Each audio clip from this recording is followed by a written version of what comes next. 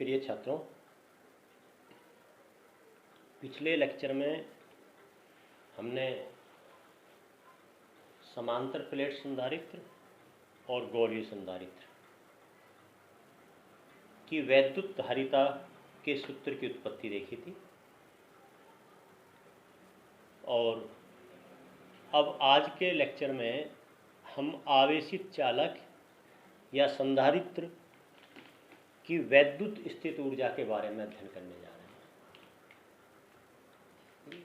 आवेशित चालक या संधारित्र की वैद्युत स्थित ऊर्जा से तात्पर्य ये है कि ये हम पहले से ही पढ़ते आ रहे हैं कि कोई भी यदि कार्य किया जाता है तो उस कार्य को करने में जो भी ऊर्जा हमारी खर्च हो रही है या हमें बाह्य कार्य करना पड़ रहा है किसी भी परिवर्तन को लाने के लिए, जैसे यहाँ पर परिवर्तन क्या है पहले चालक या संधारित्र पर आवेश शून्य, फिर हम उसको आवेशित कर रहे हैं तो ये परिवर्तन माना जाएगा। तो किसी भी निकाय के कॉन्फ़िगरेशन में परिवर्तन करने के लिए, अभिविन्यास में परिवर्तन करने के लिए जो भी कार्य किया जाता है वो कार्य उसमें स्थितिज ऊर्जा के रूप में संचित हो जाता है। तो वही हम यहाँ पर हैं कि किसी भी चालक या संधारित्र को आवेशित करने में किया गया कार्य उसमें वैद्युत स्थितिज ऊर्जा के रूप में संचित हो जाता है। ये उसी का हमें परिकलन यहाँ पर करना है। यहाँ पर कार्य करने से हमारा तात्पर्य ये है कि जो भी हम चालक हो या संधारित्र हो, देखिए ये ध्यान रखेंगे दोनों के सूत्रों का परिकलन एक ही है, चाहे हम चालक की वैद्युत स्थित ऊर्जा कहते हैं या संधारित्र की। सही है, तात्पर्य हमारा किसी भी आवेशित निकाय की वैद्युत स्थितिज ऊर्जा से है। ठीक, हम किसी भी निकाय को, चाहे वो चालक हो या संधारित्र हो, दिया गया आवेश हम उसको छोटे छोटे सूक्ष्म अल्पांशों के रूप में दिया हुआ मानते हैं। ये नहीं कि हमने किसी को आवेश मान लेते हैं, किसी संधारित्र को या चालक को हमने अंतिम आवेश उस पर Q है, तो ये नहीं कि Q हमने बल्क के रूप में एक साथ दे दिया। ठीक, हम इसको छोटे छोटे अल्पांशों के रूप में दिया हुआ मानेंगे, भले ही चाहे वो आवेशन का समय कितना ही कम क्यों ना हो, वो एक अलग चीज है। सही है, तो मान लेते हैं हम छोटे छोटे अल्पांशों के रूप में किसी भी चालक को या संधारित्र को आवेश दे रहे हैं और उसकी किसी मध्यवर्ती अवस्था में आवेशन के समय, सही है, तो आवेशन की किसी मध्यवर्ती अवस्था में, आवेशन की मध्यवर्ती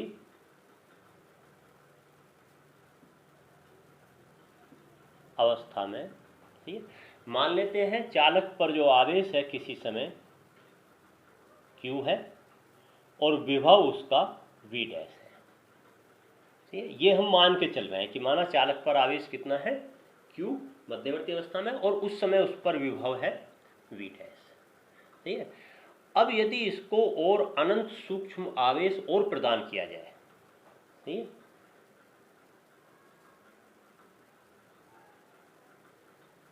dq परिमाण का, ठीक है, dq परिमाण का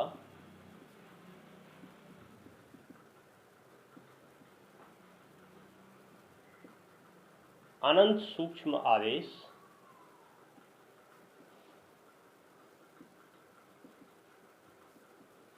और प्रदान करने पर,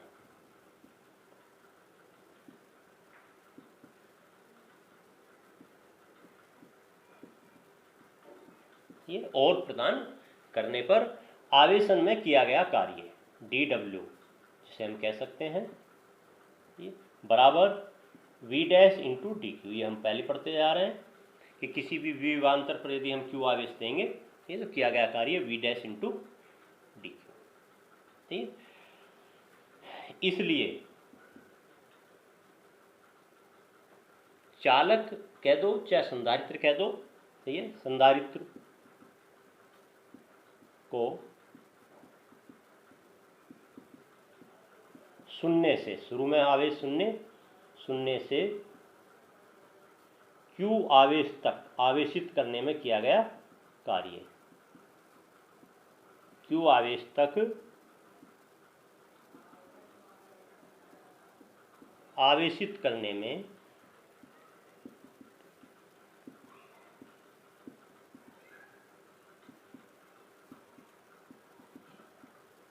किया गया कार्य, सही है। और इसी को हम अर्थात वैद्युत स्थितिज ऊर्जा, सही है। कार्य अर्थात इसी कार्य को तो हम वैद्युत स्थितिज ऊर्जा कह रहे हैं, अर्थात वैद्युत स्थितिज ऊर्जा, वैद्युत स्थितिज ऊर्जा, सही है, बराबर integration V dash D Q limit 0 से Q, सही है, बराबर।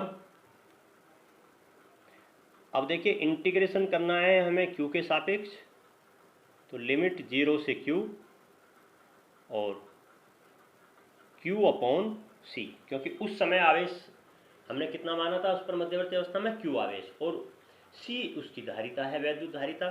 तो विभव V डैश का मान कितना हो जाएगा, Q अपॉन C डी, सही है। मेरे विचार से आप समझ सकते हैं। अब केवल सिंपल स्टेप्स हैं इंटीग्रेशन के।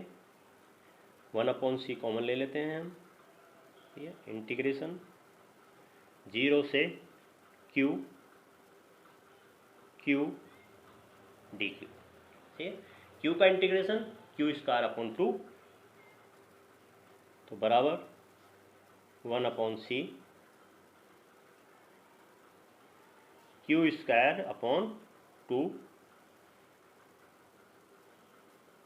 लिमिट 0 से कैपिटल Q, सही, बराबर 1 upon C upper limit minus lower limit, that means Q square upon 2 minus 0 का स्क्वायर अपॉन 2।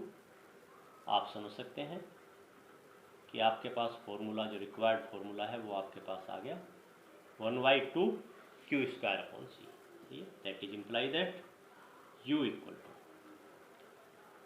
तो ये हमारे पास किसी भी निकाय, चालक या संधारित्र कह दो, ठीक है, में संचित वैद्युत स्थिति ऊर्जा का मान हमारे पास आ गया 1/2 Q स्क्वायर अपॉन C। वो एक अलग चीज़ है कि इसको हम और अन्य रूपों में रूपांतरित कर सकते हैं। अन्य रूपों में रूपांतरित करने का तात्पर्य यह है कि यदि हम Q बराबर C इंटू बी यूज करेंगे तो आप समझ सकते हैं कि जो उपरोक्त सूत्र है हमारे पास वो कन्वर्ट हो जाएगा 1/2 CV स्क्वायर।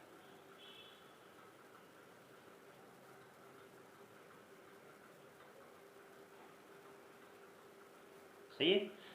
और यदि हम केवल एक Q के स्थान पर C इंटू बी रखें, या यहाँ पर C इंटू बी की जगह हम Q यूज कर लें पुनः, तो ये बराबर इस रूप में भी आ जाएगा 1/2 Q इंटू बी। ये Q उस पर अंतिम आवेश है चालक या संधारित्र पर, और V जो है उसका अंतिम विभव है। तो इस प्रकार से इस सूत्र को हम 3 रूपों में रूपांतरित कर कर लिख सकते हैं। ये सूत्र चाहे किसी भी प्रकार का चालक हो या किसी भी आकार या आकृति का संधारित्र हो, सभी पर समान रूप से लागू होता है। ओके। अब यहाँ पर एक छोटा सा पॉइंट आपको और देखना है कि वैद्युत क्षेत्र में ऊर्जा घनत्व, इसको तो अब आप इसमें रिवाइज कर लेंगे, इसको देख लेंगे आसान सा। इस प्रकार के फॉर्मूले हमने कई और भी हम पढ़ चुके हैं, ठीक है। इसलिए मेरे विचार से इसमें कोई ज़्यादा समस्या आपको नहीं होनी चाहिए। और अब हम नेक्स्ट लेके चल रहे हैं, सही है, वैद्युत क्षेत्र में ऊर्जा घनत्व।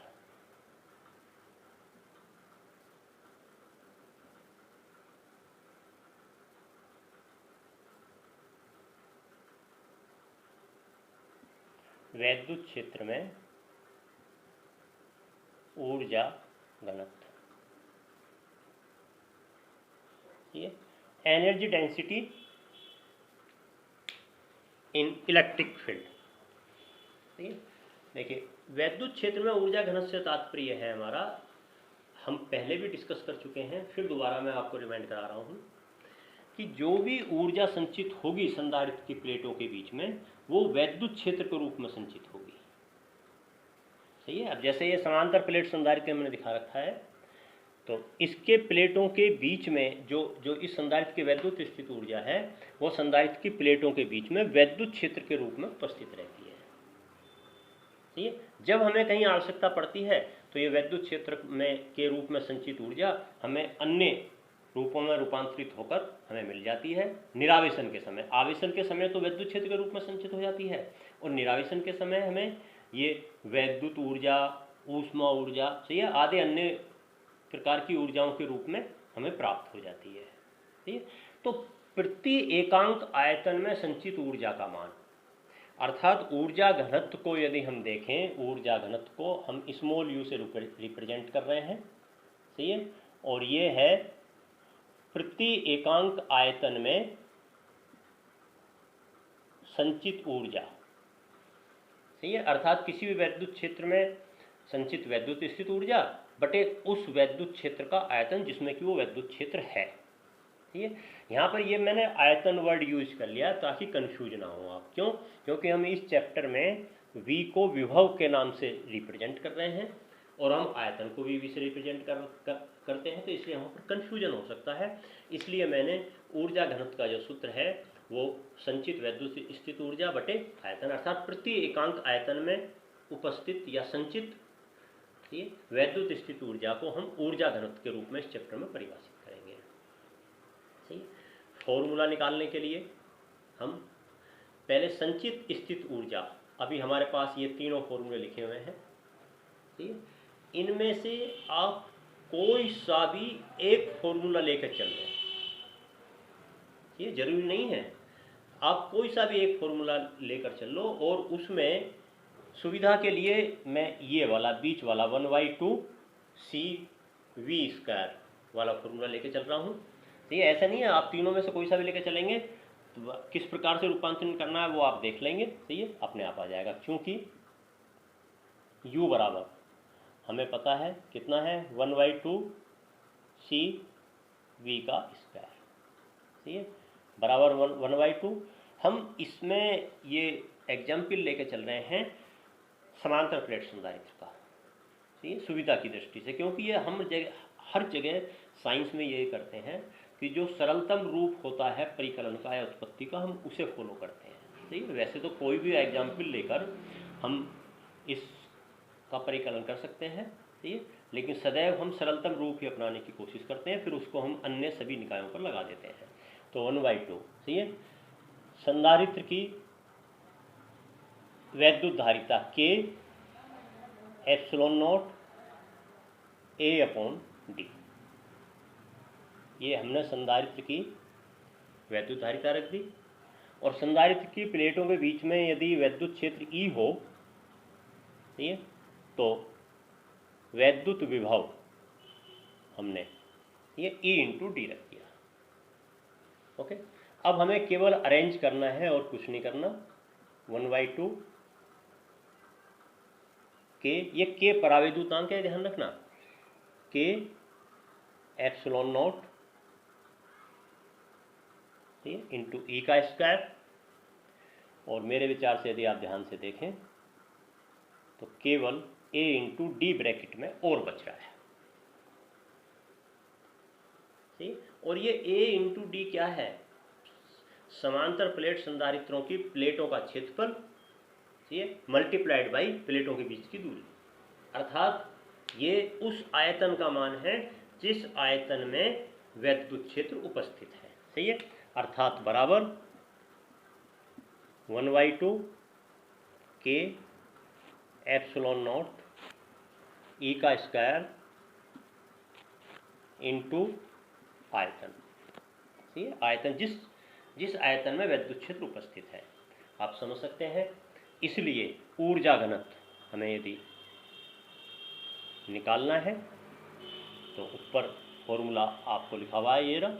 ठीक है, वैद्युत स्थितिज ऊर्जा अपॉन आयतन, ठीक है, या बराबर 1/2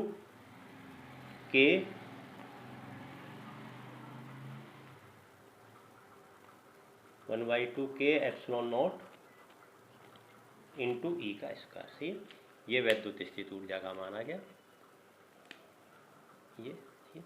और इसे हम वैद्युत क्षेत्र के किसी भी बिंदु पर हम इसे लगा सकते हैं, भले ही चाहे हमने इसको समांतर प्लेट संधारित्र के लिए निकालना है। सही है, तो इस प्रकार से हम वैद्युत ऊर्जा का मान, मतलब ऊर्जा घनत्व का मान कैलकुलेट कर लेते हैं। ठीक है, यदि वायु है माध्यम, केवल वायु माध्यम में, वायु, ठीक है, माध्यम में ऊर्जा घनत्व का मान कितना हो जाएगा? 1/2 एप्सिलॉन नॉट E स्क्वायर। सही है। अब यदि कोई आवेशित चालक है और आवेशित चालक के समीपवर्ती बिंदुओं पर हम ऊर्जा घनत्व देखें, सही है, या फिर समांतर प्लेट संधारित्र के बीच में जो वैद्युत क्षेत्र का मान है हमें पता है वो कितना होता है, सिग्मा अपॉन एप्सिलॉन नॉट। ये आप पहले पढ़ चुके हैं। ये किसी भी आवेशित चालक के समीप वैद्युत क्षेत्र का मान इतना होता है, संधारित्र की प्लेटों के बीच में भी इतना होता है। ठीक है, तो यदि हम इस सूत्र को इस रूप में कन्वर्ट करना चाहें, E के स्थान पर हम सिग्मा अपॉन एप्सिलॉन नॉट रखते हैं, समझिए। तो देखिए बराबर 1/2, सही है, और E के स्थान पर जब आप इसको यूज करेंगे तो आप समझ सकते हैं क्या आएगा, sigma square upon epsilon not. ठीक, ये ऊर्जा घनत्व का मान आ जाएगा। ठीक, ये मैं आपको बता दूं कि यही हमने फॉर्मूला, इसी प्रकार का सिमिलर फॉर्मूला जब हम वैद्युत क्षेत्र इसका फर्स्ट पार्ट लेके चल रहे थे, ये वैद्युत क्षेत्र से रिलेटेड वहाँ पर पढ़ा था। अब ये काम आपका है कि आप इसे वहाँ पर जाकर देखें और ये देखें कि हमने इस फॉर्मूले को पहले जो है किस रूप में इसका हम अध्ययन कर चुके हैं। सही है,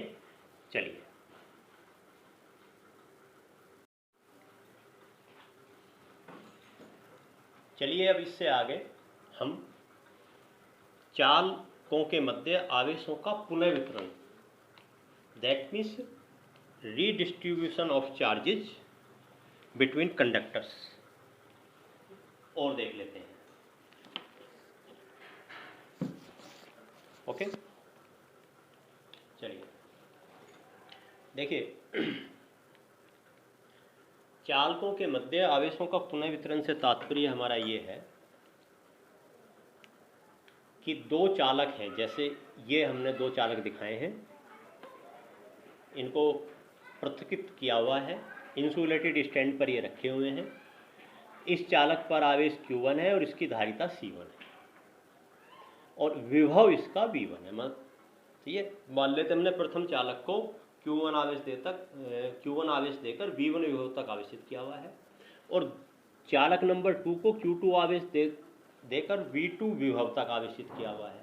ठीक है, इसकी धारिता C1 है और इसकी धारिता C2 है। ओके, अब हम इन दोनों चालकों को, यदि जैसे कि दूसरे वाले डायग्राम में हमने दिखाया है कि एक चालक तार से जोड़ दिया, ठीक है, तो देखिए चालक तार से जोड़ने पर जब भी हम दो या अधिक आवेशित चालकों को जोड़ते हैं तो उनके मध्य आवेशों का पुनः वितरण इस प्रकार से होता है कि उन सभी चालकों का अंतिम विभव जो है वो एक हो जाए। ये आप ध्यान रखना।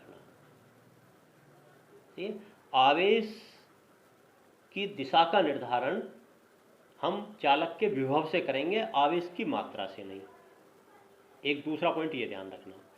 पहला पॉइंट, इनके मध्य आवेशों का रीडिस्ट्रीब्यूशन इस प्रकार से होगा कि प्रत्येक चालक का अंतिम विभव एक समान हो जाए। दूसरा पॉइंट, जो आवेश का डिस्ट्रीब्यूशन होगा, जो उसकी दिशा होगी कि किस चालक से किस चालक पर जाएगा, उसका निर्धारण आवेश और विभव से होगा। ये आवेश से नहीं, केवल विभव से होगा। धनात्मक आवेश है, सदैव धनात्मक आवेश उच्च विभव से निम्न विभव की तरफ प्रवाहित होगा, और ऋणात्मक आवेश है वो निम्न विभव से उच्च विभव की तरफ। बस ये आप ध्यान रखेंगे। और आवेशों का रीडिस्ट्रीब्यूशन सदैव मुक्त इलेक्ट्रॉनों के कारण होगा। तो इस चीज़ को ध्यान में रखते हुए, तथ्यों को ध्यान में रखते हुए आपको अलग अलग कंडीशन में सही है जो रीडिस्ट्रीब्यूशन की जो दिशा है वो निर्धारित करनी पड़ेगी। फिलहाल तो हम ये मान के चल रहे हैं कि दोनों चालकों को जोड़ने पर ये इन दोनों के अंतिम विभव V उभयनिष्ठ विभव, और इस पर आवेश की मात्रा Q1 डैश और इस पर आवेश की मात्रा Q2 डैश रह जाती है। सही है। अब इसमें 2-3 पॉइंट पूछे जाते हैं। 2-3 पॉइंट में जैसे पहले तो पूछ लिया जाता है उभयनिष्ठ विभव क्या है। सही है, पहले तो आपसे ये पूछा जाता है। ओके, उभयनिष्ठ विभव, कॉमन पोटेंशियल। तो देखिए उभयनिष्ठ विभव तो सीधा सीधा आवेश संरक्षण के नियम से निकल जाएगा। सही है कि पुनः आवेश संरक्षण का नियम क्या कहता है कि आवेश डिस्ट्रीब्यूटेड भले हुआ है, रीडिस्ट्रीब्यूटेड भले हुआ है, लेकिन पुनः वितरण के पश्चात कुल आवेश बराबर पुनः वितरण से पूर्व कुल आवेश के है। अर्थात Q1 dash plus Q2 dash, ये पुनः वितरण के पश्चात कुल आवेश है, बराबर Q1 प्लस Q2। सही है, implies that C1 into V plus C2 into V बराबर C1 V1 plus C2 V2। और ये ध्यान रखिए कि जो भी पूछा जाता है हम यहाँ पर C1 C2 और V1 V2 को ज्ञात राशि मान के चल रहे हैं। अर्थात जो भी हम भौतिक राशि का मान निकालेंगे, जैसे यहाँ पर हम उभयनिष्ठ विभव का मान निकाल रहे हैं, वो C1 C2 V1 V2 के पदों में निकाल रहे हैं। सही है, ये ध्यान रखना। इम्प्लाई दैट V कॉमन ले लिया इन दोनों में से और C1 प्लस C2 दूसरी तरफ चला जाएगा, तो हमारे पास आ जाएगा C1 V1 plus C2 V2 upon C1 plus C2। सही है, ये हमारे पास उभयनिष्ठ विभव का मान आ गया। सही है, दैट मीन्स कुल आवेश बटे कुल धारिता। ये वैसे भी आप मोटे रूप से यदि पूछा जाए कि उभयनिष्ठ विभव कितना होगा, तो जितने भी हमने चालकों को जोड़ा है उन पर कुल आवेश बटे उनकी कुल धारिता। सही है, तो इस प्रकार से हम उभयनिष्ठ विभव का मान कैलकुलेट कर लेंगे। सही है। दूसरा इसमें पूछा जाता है, कई बार वो आपसे पूछ सकता है इसी में कि आवेश पुनः वितरण की प्रक्रिया में स्थानांतरित आवेश की मात्रा कितनी होगी, वो आपसे ये पूछ सकता है। सही है, स्थानांतरित आवेश की मात्रा, ये स्थानांतरित आवेश कितना हुआ है, अर्थात एक चालक से दूसरे चालक पर कितना आवेश स्थानांतरित हुआ है, डेल्टा क्यू जिसे हम कह सकते हैं। अब मैंने आपसे पहले ही बताया था कि जब भी स्थानांतरित आवेश निकालना है तो हम अलग अलग कंडीशन में स्थानांतरित आवेश की जो दिशा है, सही है, वो हमें विभव के अनुसार निर्धारित करनी पड़ेगी। अर्थात हम Q1 माइनस Q1 डैश से भी निकाल सकते हैं कि पुनः वितरण से पहले प्रथम चालक पर आवेश माइनस पुनः वितरण के पश्चात प्रथम चालक पर आवेश। तो इसका मतलब इतना आवेश स्थानांतरित हुआ, ये कहाँ गया, दूसरे पर। सही है, या फिर Q2 डैश माइनस Q2 से। सही है, तो इनमें से हम चाहे हम इसको लेके चल लें चाहे इसको लेके चल लें, जो रिजल्ट है वो दोनों का समान आएगा, तो हम इसी को आगे बढ़ा रहे हैं। ठीक है, Q1 कितना लिखेंगे हम, C1 V1 minus Q1 dash कितना लिखेंगे हम, C1 इंटू V। V वही उभयनिष्ठ विभव है। अब आपको सिंपल परिकलन करना है, माइनस उभयनिष्ठ विभव का मान अभी हम निकाल चुके हैं थोड़ी देर पहले। सही है, C1 इंटू उभयनिष्ठ विभव का मान कितना आ जाएगा, C1 V1 plus C2 V2 upon, ये C1 पहले था ही, तो ये अपॉन C1 प्लस C2, सही है। बराबर आपको एलसीएम लेना है, C1 प्लस C2 एलसीएम आ गया इसमें, अपॉन, सही है, ये ऊपर C1 plus C2 into C1V1 minus C1V1 plus C2V2, सही है। आपको सिंपल मल्टीप्लाई करना है, ये मैं आपके ऊपर छोड़ रहा हूँ। C1 प्लस C2 को ब्रैकेट कैसे खोलते हैं, कैसे मल्टीप्लाई करते हैं, सही है, ये आपको आना चाहिए। आप इसको स्वतः बीच वाले स्टेप्स को करके दिखेंगे, सही है। और लास्ट में जो हमारे पास रिजल्ट आएगा आप उसको उससे टैली कर सकते हैं, सही है। C1 C2 upon C1 plus C2 into V1 minus V, इस रिजल्ट से आप मध्यवर्ती स्टेप्स को करके, सही है, इसे टैली कर सकते हैं। और लास्ट में वो आपसे ये भी पूछ सकता है कि इसमें एनर्जी लॉस कितना हुआ है। देखिए, जब भी आवेश का रीडिस्ट्रीब्यूशन होगा तो कुछ ना कुछ तो उसमें एनर्जी खर्च होगी, ये तो हमें पता है। तो एनर्जी लॉस निश्चित रूप से होगा। तो पुनः वितरण की प्रक्रिया में, सही है, ऊर्जा हानि आपसे और पूछ सकता है इसी के पदों में। देखिए उसको किस प्रकार से निकालेंगे हम, सही है, इसका लास्ट स्टेप, सही है, पुनः वितरण की प्रक्रिया में ऊर्जा हानि, तीसरा पॉइंट।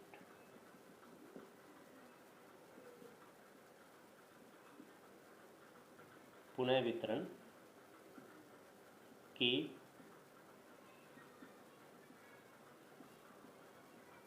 प्रक्रिया में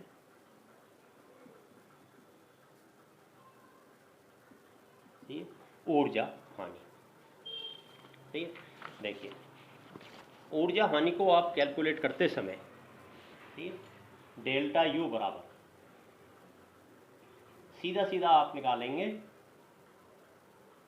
प्रारंभिक ऊर्जा माइनस निकाय की फाइनल ऊर्जा, ठीक है। यू आई मतलब इनिशियल पोटेंशियल एनर्जी निकाय की, माइनस निकाय की अंतिम स्थितिज ऊर्जा, सही है। That means 1/2 C1V1 square plus 1/2 C2V2 square, सही है। ये निकाय की इनिशियल पोटेंशियल एनर्जी है माइनस, ठीक है।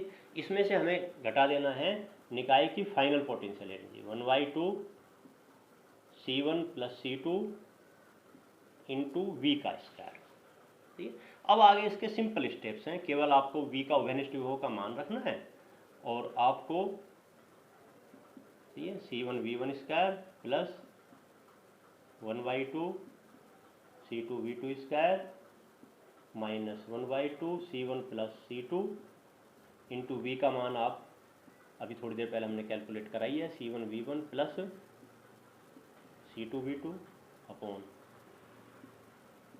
C1 प्लस C2 का होल स्क्वायर, सही है, बराबर। नेक्स्ट स्टेप में आप एलसीएम ले रहे हैं 1/2, देखिए यहाँ पर C1 प्लस C2 का होल स्क्वायर नीचे आएगा, ऊपर C1 प्लस C2, तो नीचे केवल एक C1 प्लस C2, ये बच जाएगा। तो हमारे पास जब हम एलसीएम लेंगे, ठीक है, तो ये हमारे पास आएगा C1 plus C2 into C1V1 square plus C2V2 square minus, ठीक है, 1/2, ठीक है। और 1/2 एप्पल के ऐसे करते हूँ मैं, 1/2 जो है बाहर एक साथ ही रख देते हैं, ओके। और ये इसको मैं मजले ब्रैकेट से दिखा देता हूँ यहाँ पर, इंटू ये, ठीक है, और माइनस C1V1 प्लस C2V2 का होल स्क्वायर, ये आ जाएगा, सही है, बराबर। अब आपको देखिए, अभी जैसे हमने पहले कहा था कि इसको आप मल्टीप्लाई करेंगे और इसको आप a प्लस बी के होल स्क्वायर वाले फॉर्मूले से खोलेंगे माइनस करके। ठीक है, मध्यवर्ती 1-2 स्टेप ये मैं आपके वर्क के लिए छोड़ रहा हूँ, और इसको जो फाइनल रिजल्ट आएगा आप उससे जो है इसको मैच कर लेंगे। सही है, यदि किसी कारणवश मैच नहीं होता है तो आप जो मध्यवर्ती स्टेप है उनको फिर दोबारा चेक कीजिए। सही है, आपकी प्रैक्टिस भी होगी। तो 1/2 C1 C2 upon C1 plus C2 into V1 minus V2 का स्क्वायर। ठीक है, ये जो है ऊर्जा हानि आ गई। और आपको एक चीज़ यहाँ पर और दिखाई दे रही है कि ऊर्जा हानि पॉजिटिव में है। पॉजिटिव का तात्पर्य ये है कि निश्चित रूप से ऊर्जा का लॉस होगा ही होगा। ओके, तो इस प्रकार से आप ये इस डेरिवेशन को करेंगे। सही है, इससे आगे फिर हम नेक्स्ट लेक्चर में मिलते हैं। सही है, ओके, धन्यवाद।